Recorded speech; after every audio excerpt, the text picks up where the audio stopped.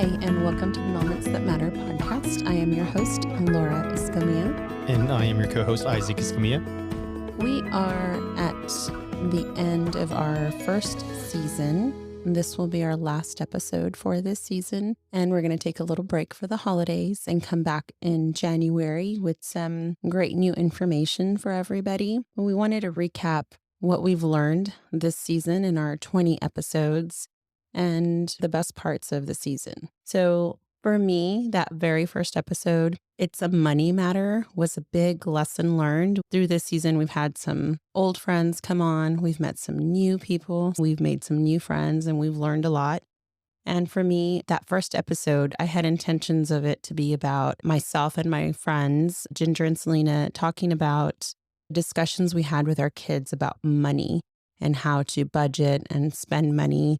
But it turned into something a little different. It turned into a discussion about how our kids don't know how to handle money and how much they spend on fast food. And it was an eye-opening experience on how we all were similar in a lot of ways. And there was a bit of validation there when we realized that we are experiencing our students produce the same behavior. Right. No matter what the financial situation, there's certain things about being in college that your kids default to. This fast life of fast food and the DoorDash life. Yeah, the DoorDash life. And that was a really eye-opening experience.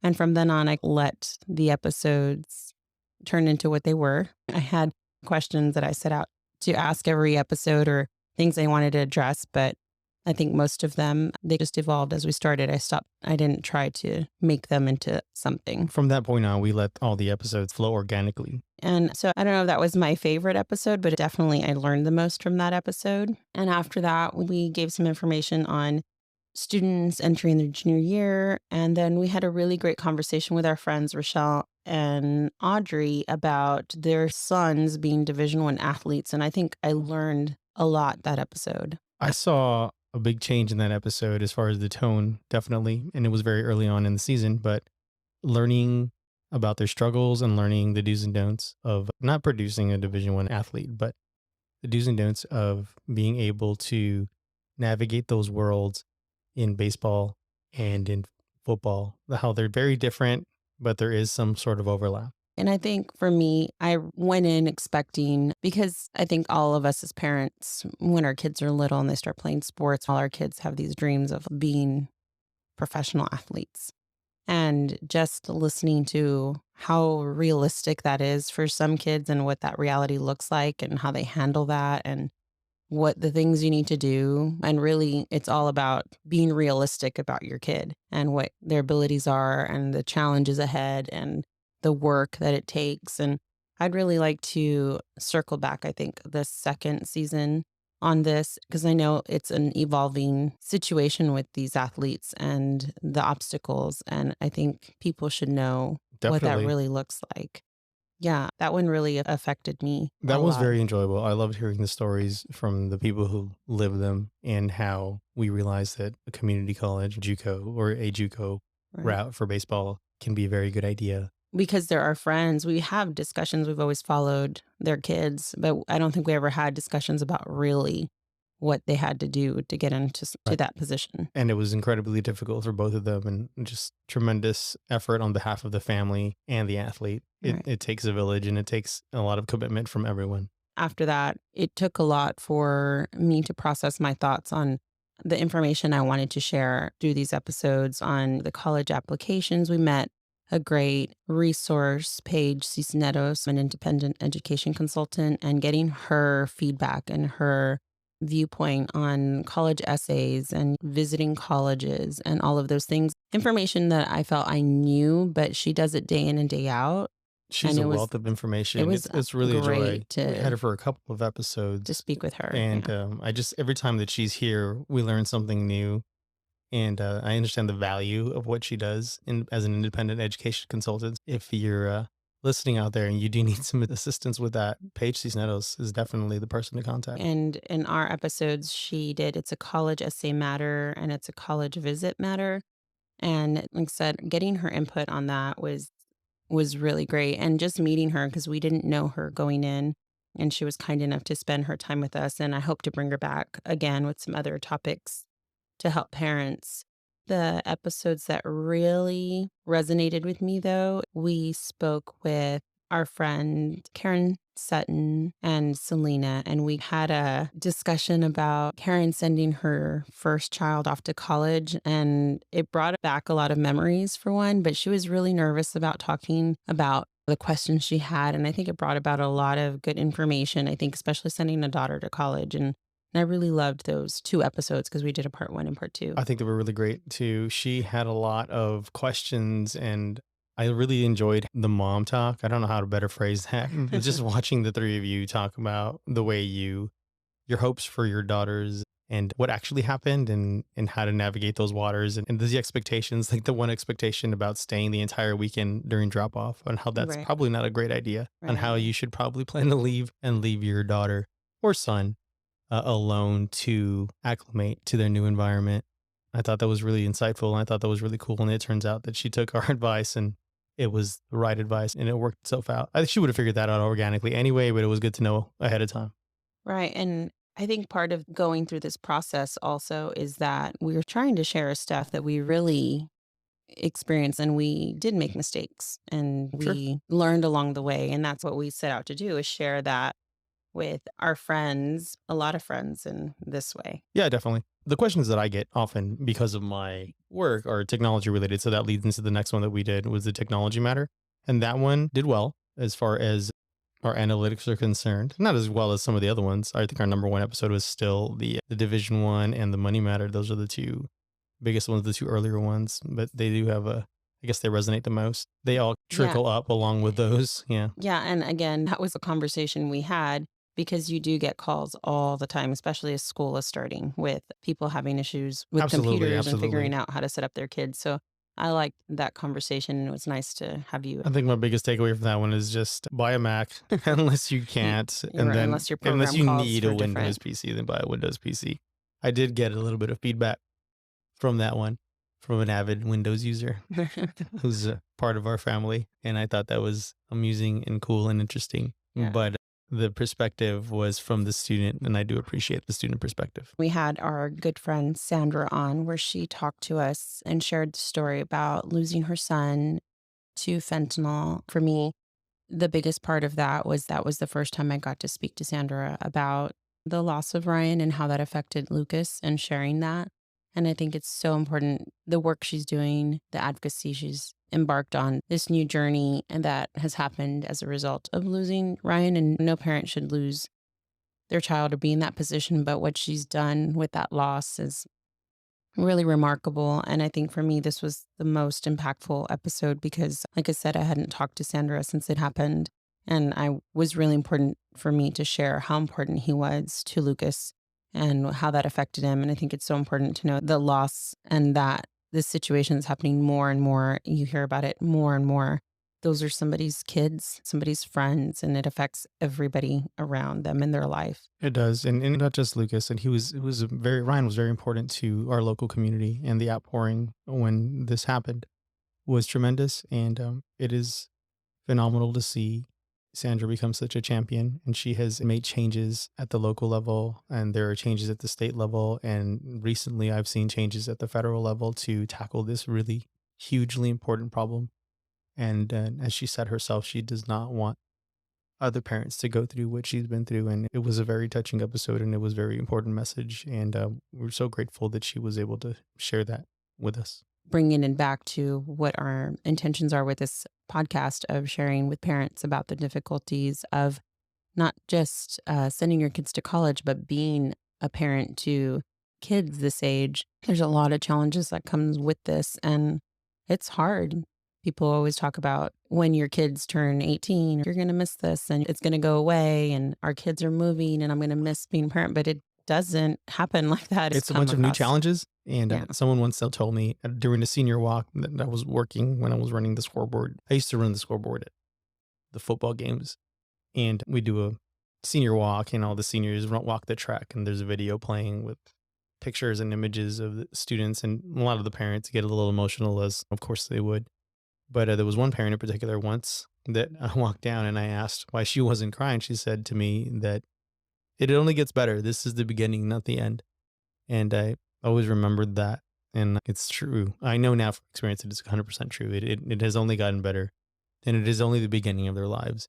And that chapter's over. But what we're discussing, with the focus of our podcast and all these moments that matter, Right. they happen after high school or in the last couple of years of high school as they're leading the charge into their own personal endeavors. All the things that they are going through. And if you're sending your first child off, it's the same as when they were little. There's no book, there's no guidance on how to raise your kid. And then this changing world, which brings us to our next episode of when we had Fonz on, who is a coworker of yours, Yes, a new friend of mine, talking about AI and those changes and just how the world is changing from when we went to school to what our kids are experiencing was really important to discuss because things are different now. I I'm glad mean, we put that out there. Alfonso Mendoza from the My Ed Tech Life podcast. Tremendous resources. There's so much content in his podcast. Check it out when you have a chance. My Ed Tech Life, AI tools, and how it is of extreme importance to embrace and understand these tools and what they are and what they aren't, and how to utilize them, how to navigate these tools in general, but also incorporate them into our daily lives to make them more efficient. I read an article just an hour ago from a coder on about how his young son, he realized that when his son grows up, the profession of a coder probably is not going to exist. That in all likelihood, there will be an aspect of coding built into everyone's daily lives in much of the way that we had to in the offices learn to incorporate Google at some point. mhm, And in office environments, it didn't used to be. In the 90s, you right. couldn't Google everything and do proper research. I shouldn't say proper, but that type of research. But now you can. And this is just going to be another layer. This is just going to be another layer of efficiency and how understanding code is important, but you won't necessarily have to write it in the way that he does just now. And I think that's a fundamental change, and it's important to embrace these changes.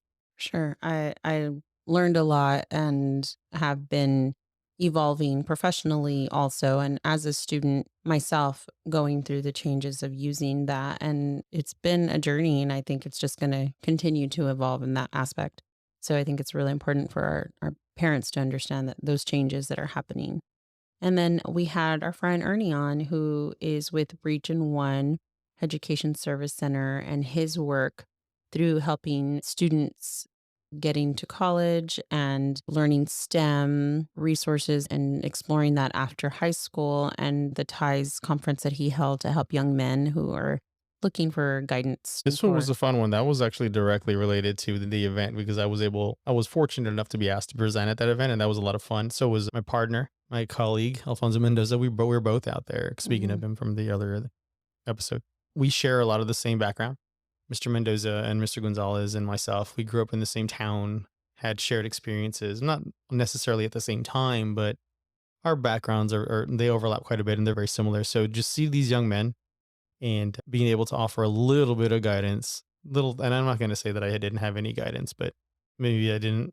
But Yeah. it would have been useful to see a young professional out there. And I think it's great to learn about the things out there, the resources out there for our, young men and the kids going, as we've talked about before, my scholarship, majority, 60% of our recipients are female. And that's reflective of the applicants. It's just young men are going through different issues and struggles and changes in this world and getting to college.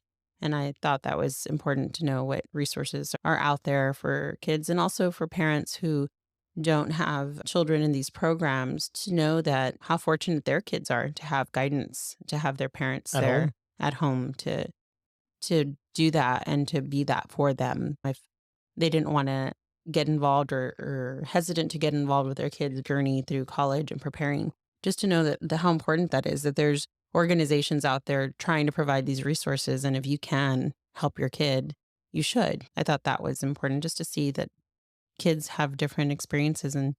I enjoyed that. Yes, that is 100% correct. In the next episode that we talked about a little bit earlier, Mrs. Page Cisneros, a college visit matter. I did not, before she visited us, and was discussing what you should be doing and what you should be looking out for during a college visit. I never really thought about that all that much, and it always felt to me, before I understood the process with going through it with Skylar and then again with Lucas, how formative that college visit can be for a young student, not only for what they want to become in their major, but becoming a part of that community and how you can tell whether or not that community is for Mhm. you by being there. So it's probably a good idea to go and do that, and a bad idea to go into a university sight unseen and just not really have a feel for what the local culture is. Like you said, we went through it with our kids and we visited a school with Skylar in particular that stands out to me that she was very like, these are not my people. And then during the tour, the students' advice is like where to find a party, right? As if that was the selling point to the school, which kind of bothered me as a parent. Maybe not every parent gets bothered by that, or the kids are like, okay, that's great. This is a selling point. But for me, I was like, this is not where my kid needs to be. Yeah, because the focus is far from. But knowing that, I think that definitely affected the decision to even apply there or not. And I thought it was unique to us, but that's every kid, every Certainly. certain experience Right. of these college visits. And we learned more as Lucas continued on. Skylar was our first time. I think maybe that was our first official college visit like that, where we did a tour too. Ever, Yeah. So including everything, our own experience. yeah, everything we did after that, we compared to that one experience. So I thought that was nice to hear her side of that because she does it professionally and she visits so many colleges and sees the differences between campuses. And we visited 3 or 4 campuses. We did And for a our few more kid, than once. yeah, and for our kids, so to listen to her talk about all of her experiences across the United States at schools was really It was eye great. opening, Yeah, for definitely. sure. And we've had discussions about financial aid. We've done a couple of episodes, but before that, we did a kind of fun one with our friend Selena, who I think is our most frequent guest I think she's our most frequent guest. Is that on 3 care episodes that she's been packages. on? Yeah, 3 episodes on care packages. And I love this because when I asked her to be on, I don't think she realized how much I'd looked to her for her gift giving capacities because she's so great at that. And I thought that was fun because as your kids get homesick and they, go through their semesters, especially those first couple years, it's nice to send them a little something. It's tremendous, and it's such a huge component of their well-being mentally and, connected to where they're from. And when I was in college, I remember one of my roommates' mother used to come to our home Hmm. fridge. She'd bring an ice chest full of food, and she'd fill our pantry. My parents didn't do that. So, Right. and I'm not digging on my parents. I love you guys. But it was unique to me at the time. It was Right. novel at the time. I'd never Hmm. seen a parent come over and restock the fridge and pay all the bills and make sure everything's in order and take care of our well-being. And even now that we're entering Thanksgiving break and Lucas is home talking about the stuff that he says he wants to take food from the valley back to school, to Waco, and Yes, share with his friends because he has a friend who has brought Polish food and continues to serve them to try different Polish food that her mom sends for all of them to try. And he wants to take something right from the valley. So from we're work. exploring what that would be. And Right. We have some good we ideas. have some good ideas, but those kind of things like are formative and exposing their friends who are not from this area and they're not from where they're from just to learn a little bit more about each other. I think that's fun. I think so too. And we talked about Star Scholarship, which is really important to me. And I think we'll continue to address this next season because scholarships are going to be really important for seniors and even students who are currently in college right now. But January, a lot of things start happening with that. So we'll have more conversations. And we had a great conversation with our friend Ginger about having our kids home for the holidays and what that looks like. And I think after talking to her after the episode, we'll probably do a recap on how that really went and how that evolves. Again, it is an ever evolving Right. matter when it comes to our students, our children's attitudes towards life in general, because they're going to be in different seasons in their life. Early on, they're going to be very enthusiastic and they're going to love everything about the university. And then later, things will wane and their feelings will change Mhm. and they'll still love it, but they understand that it's a burden, the amount of work. And then as they get closer to graduation, their attitudes change again. And after they've graduated, that changes even Right. again. Still. But like I said, we had talked to her after the episode and I think I want to retract some of my statements because Like you said, the kids change. So I think that would be fun to go back It was and true look at the at. time. Yeah, it was true at the time when we recorded this. And we have it on record. But yeah. And then we had our friend Yara, and we hadn't seen Yara in years. And it was so nice to talk with her. And she's grown with the food bank and the changes happening there. She's director of operations now, and just learning a lot about food insecurity and how our kids can get involved and volunteer. And I hope somebody listened and they did make time to go volunteer or see how important that is. And we intend to be more active as well We absolutely ourselves. have committed to doing so. And Definitely. I had mentioned in that podcast that I had never, when growing up, heard food insecurity. And I guess that makes me privileged to have not had to have worry about that. And that our parents were able to provide daily, but times are changing and it doesn't look like what we thought it looked like growing up. No, it doesn't. And also, how the other half of that was the opportunities for our college students when they are around to be able to participate and give back to their local Right. community. And the intentions with that was very much not just to talk about food insecurity and make it aware of the types of families dealing with that, but yeah, our kids need to work on their resumes. If you have kids that are sophomores and juniors right now, and or need to get volunteer hours for a specific program, the food bank is a great way to do that, especially if they're home for the holidays, Thanksgiving break or Christmas break. That's a great place to go and help. And the fact that it was 1 hour equaled over Something a like hundred, 105 meals. it was crazy. And I loved learning about that. I did too. And after that, we had two new friends, Felipe and Roman from UTRGV, their financial aid office, which was nice to have actual professionals from financial aid discuss, what they've learned about the changes in FAFSA. And I think we're going to try to have them back and give more information because that's an evolving situation that we're learning about. FAFSA is going to open sometime in December, and we're all figuring out what that is and what that looks like. So They're I very thought, knowledgeable. They were super informative and they have a lot of insight because they deal with it daily. yeah, and we didn't know them at all, and we're grateful that they spent their time sharing that information with us. It was We're very nice. appreciative. And the last episode that we had, we met the president of Texas National Bank, Joe Quiroga, and he was very impressive. The foundation they have started, the Scholarship Foundation, I was very inspired by the story on how the reason that he and other board members had established this foundation. I thought it was great and seems like a really amazing opportunity for some kids to get tuition covered. It's great what they're trying to I do. commend Joe Quiroga and thank you for being here, sir. And the efforts of Texas National Bank and their TMB Foundation and the board and everyone there who is committed to education first and foremost, but all the pillars of the foundation and all they're trying to do to improve the situation here in the Rio Grande Valley. And going back to the food bank, going back to this TMB Foundation, it's all about and all the scholarship opportunities that we're talking about on throughout the episode, including financial aid, giving back to the local community to aid our people and our folks in furthering their education. It was very inspiring. And I love that they realize that they have the ability to do this and they're doing it. Right. And that speaks volumes And about the organization. investing of themselves personally, because starting a nonprofit takes a lot of time and money, right? That they're starting from scratch, and that as a board and as the president of the bank doing those things, that how much that takes out of their normal, it's on top of their day-to-day jobs. I know a lot of nonprofits and a lot of people doing great work, but to start from scratch was really Yes.